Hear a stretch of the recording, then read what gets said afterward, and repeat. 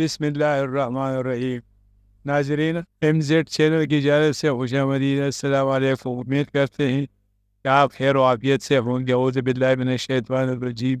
سونے سے پہلے یہ چھوٹی سی صورت اور یہ کلمات صرف 10 مرتبہ پڑھ لیں۔ اس کو لوگ آپ کا دروازہ کھٹکھٹا کر پیسوں کا بڑا تیلا چلے جائیں گے۔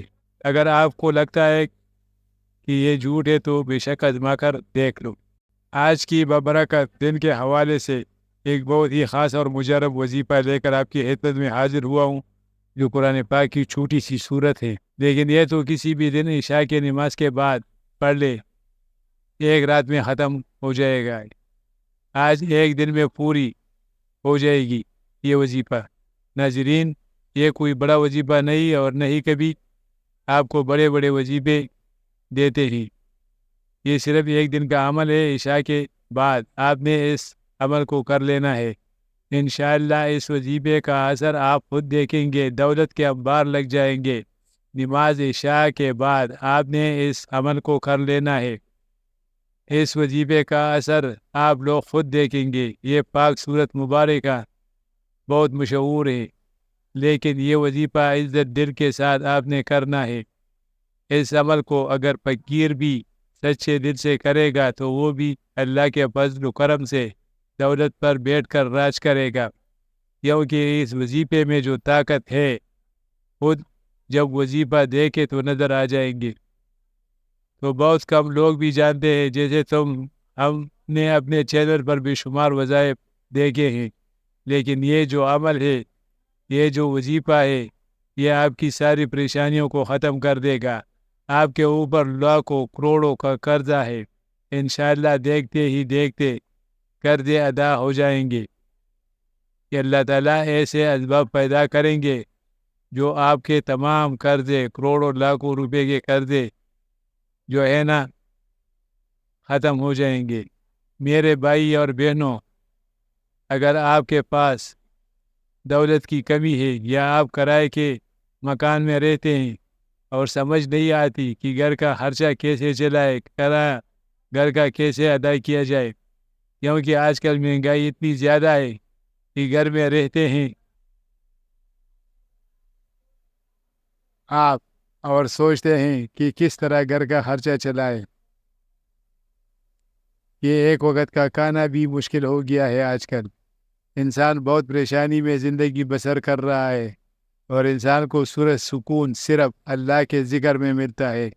یہ بات بہت ہی اہم میں کرنے لگا ہوں کہ جب انسان عاجزی کے ساتھ اللہ کے آگے جھک جاتا ہے، سجدے پر سجدہ کرتا ہے، سجدے میں رو رو کر گڑ گڑا کر مانگتا ہے، تو اللہ تعالیٰ ضرور عطا فرماتا ہے۔ لیکن اس سے پہلے آپ کے کچھ اعمال ہوتے ہیں، آپ چھوٹی چھوٹی غلطیاں کرتے ہیں، ان کو آپ سدھار لیں۔ آپ اپنے کاروبار میں حلال طریقے سے کاروبار کریں، جیسے میرے نبی کریم صلی اللہ علیہ وآلہ وسلم نے کاروبار کیا تھا۔ آپ نوکری کرتے ہیں تو اس طریقے سے کریں کہ پوری عمر میں کبھی آپ بھی کوئی انگلی نہ اٹھا سکے۔ رزق حلال آپ اپنے گھر میں لے کر آئے، کوشش کرے گھر میں حرام کا ایک لقمہ بھی نہ ہو۔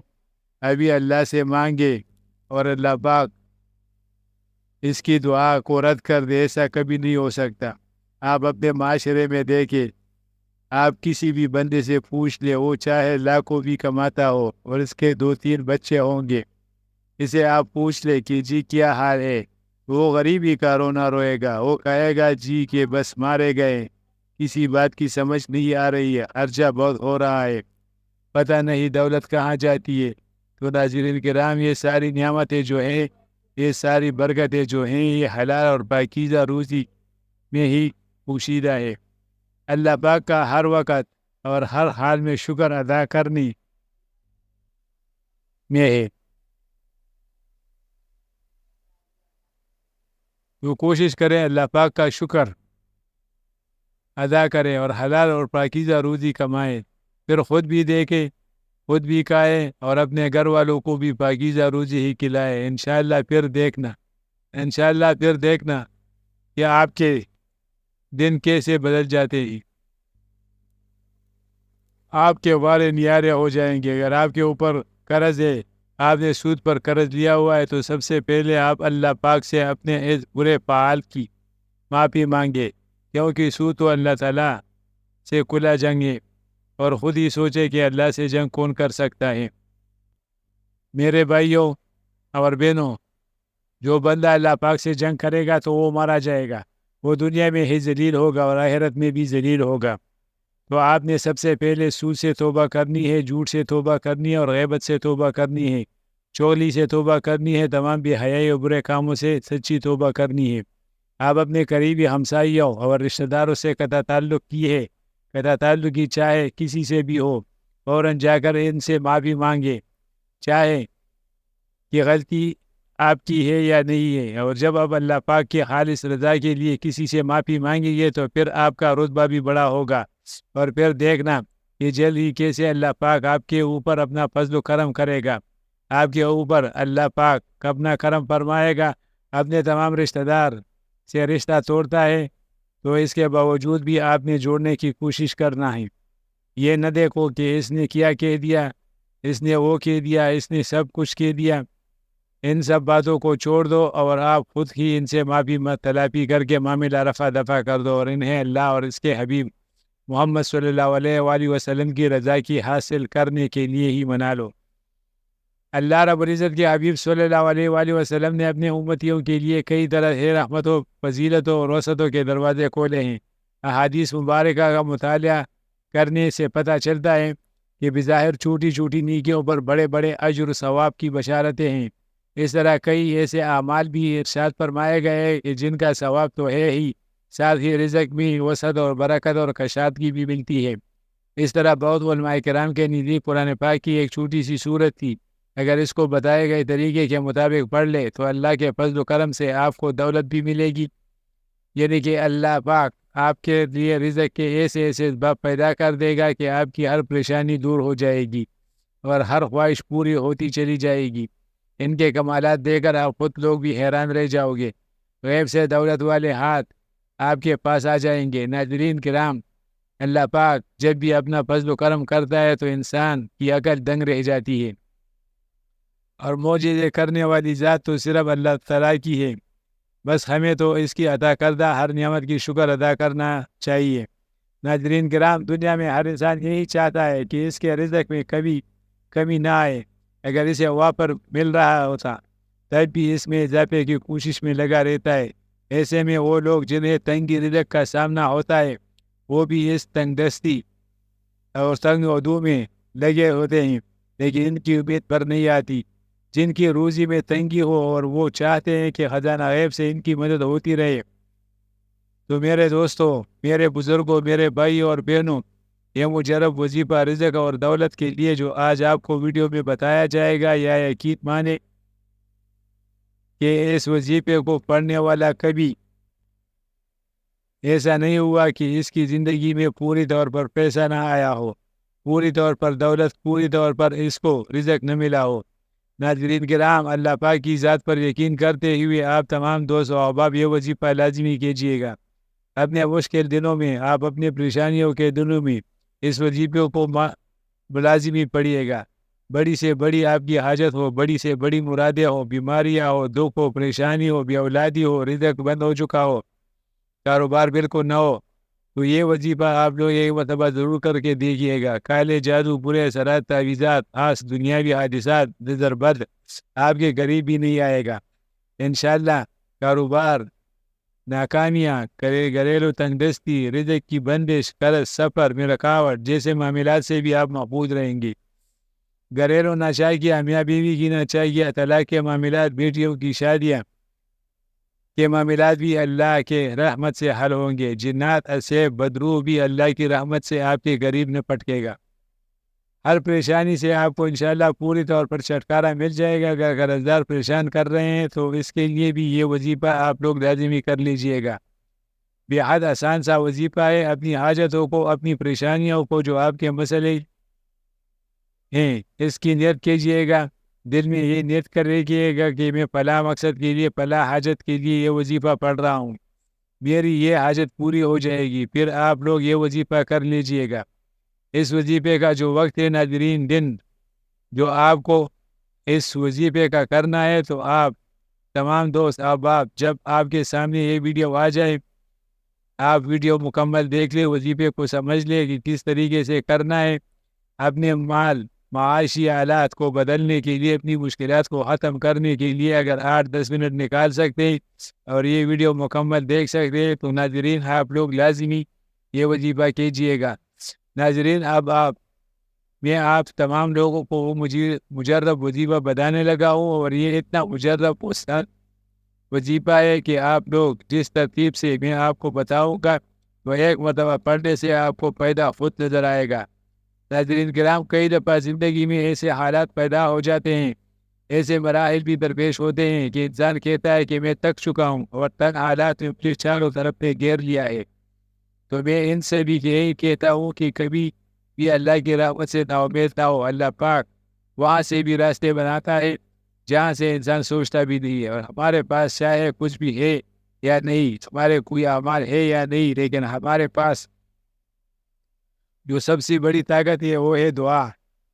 وہ ہے دعا کی طاقت. دعاؤں کا رنگ نہیں ہوتا، مگر جب یہ دعائیں رنگ لاتی ہے تو زندگی میں انسان بالکل مایوس ہو چکے ہوتے ہیں، ان کی زندگی میں رنگ بھر جاتے ہیں. اللہ پاک ان کے لیے وسائل پیدا کر دیتا ہے. اللہ پاک ان کی مشکلات بھی ختم کر دیتا ہے. اس لیے بار بار یہی سوچا کرو اور یہی خیالات رکھو کہ جب یہ دعا مانگو تو اپنی اوقات دے کر نہیں، بلکہ رب العالمین کی شان اور عظمت دے کر مانگا کرو. اپنے اللہ سے مانگا کرو. اللہ پاک کی ذات بڑی عظیم ذات ہے جو سب کچھ عطا کر دیتا ہے. ہمیں جو نظر آ رہا ہوتا ہے وہ مانگ لیتے ہیں، لیکن اللہ وہ سب بھی عطا کر دیتا ہے جو کہ ہم نہیں بھی مانگتے. قرآن پاک میں سورت ابراہیم کی آیت نمبر 7 اور 8 میں ارشاد باری تعالیٰ ہے ترجمہ: اور یاد کرو تب تمہاری رب نے اعلان فرما دیا کہ اگر تم میرا شکر کرو گے تو میں تمہیں اور زیادہ عطا کروں گا، اور اگر تم ناشکری کرو گے تو میرا عذاب سخت ہے. موسیٰ علیہ السلام نے فرمایا: اے لوگو، اگر تم زمین پر جتنے لوگ ہیں وہ سب ناشکر ہو جاؤ تو بے شک اللہ تعالیٰ بے پرواہ خوبیوں والا مالک ہے. اللہ کہتا ہے اگر تم میرا شکر ادا کرو گے تو میں تمہیں اور زیادہ عطا کروں گا. حضرت موسیٰ علیہ السلام نے اپنی قوم سے فرمایا: اے بنی اسرائیل، یاد کرو جب تمہارے رب نے اعلان فرما دیا کہ اگر تم اپنی نجات اور دشمن کی ہلاکت کی نعمت پر میرا شکر ادا کرو گے اور ایمان عمل صالح پر ثابت قدم رہو گے تو میں تمہیں اور زیادہ نعمتیں عطا کروں گا. اور اگر تم کفر و مشیت کے ذریعے تیری نعمت کی ناشکری کرو گے تو میں تمہیں سخت عذاب دوں گا. اس آیت سے معلوم ہوا کہ شکر سے نعمت زیادہ ہوتی ہے، اور شکر کی حقیقت یہ ہے کہ نعمت دینے والے کی نعمت کا اس کی تعظیم کے ساتھ اعتراف کرے اور نفس کو اس چیز کا عادی بنائے. یہاں ایک نقطہ یہ ہے کہ بندہ جب اللہ تعالیٰ سے نعمت ہو اور اس کی طرح کے فضل و کرم اور احسان کا مطالعہ کرتے ہیں تو اس کے شکر میں مشغول ہو جاتے ہیں. ایسے نعمتیں زیادہ ہوتی ہے اور بندے کے دل میں اللہ تعالیٰ کی محبت بڑھتی چلی جاتی ہے. یہ مقام بہت برتر ہے، اور اسے اعلیٰ مقام یہ ہے کہ نعمت دینے والے کی محبت یہاں تک غالب ہو جائے کہ دل کی نعمتوں کی طرف میلان باقی نہ رہے.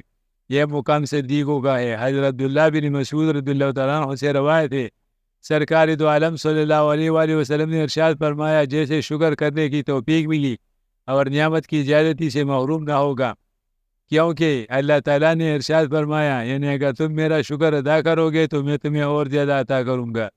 جیسے توبہ کرنے کی تو توفیق عطا ہوگی، وہ توبہ کی قبولیت سے محروم نہ ہوگا، کیونکہ اللہ تعالیٰ نے ارشاد فرمایا ہے، یعنی اور وہی ہے جو اپنے بندوں سے توبہ قبول فرماتا ہے. حضرت نعمان بن بشیر رضی اللہ تعالیٰ عنہ سے روایت ہے، حضور اقدس صلی اللہ علیہ وآلہ وسلم نے ارشاد فرمایا: جو تھوڑی نعمتوں کا شکر ادا نہیں کرتا وہ زیادہ نعمتوں کا بھی شکر ادا نہیں کرتا، اور جو لوگوں کا شکر ادا نہیں کرتا وہ اللہ تعالیٰ کا بھی شکر ادا نہیں کرتا.